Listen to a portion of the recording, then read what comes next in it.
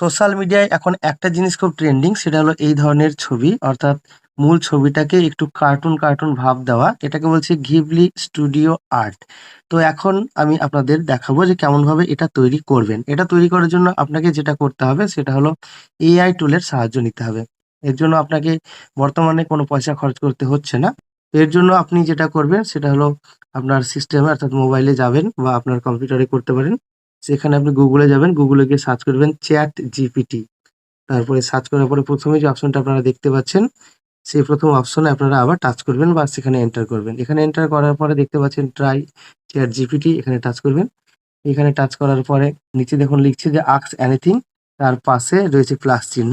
আপনারা এই প্লাস চিহ্নে টাচ করবেন। এখানে টাচ করার পরে আপনি আপনার গ্যালারিতে যে ছবি রয়েছে, সেই গ্যালারি থেকে ছবিটাকে এখানে আপলোড করে নেবেন। আপনারা দেখতে পাচ্ছেন যে আমি আপলোড করে নিয়েছি উপরের এই যে ছবিটা। ছবিটাকে ওই প্লাস চিহ্নে টাচ করে আপলোড করে নেওয়ার পরে নিচে আপনারা লিখে দেবেন ওই চ্যাট লেখার ঘরে যে টার্ন ইনটু ঘিবলি আর্ট। এইটুকু লিখে দিয়ে আপনারা সার্চ করে দেবেন। সার্চ করে দেওয়ার পরে একটু অপেক্ষা করতে হবে। একটু সময় লাগতে পারে, বেশ কয়েক মিনিটও সময় লাগতে পারে।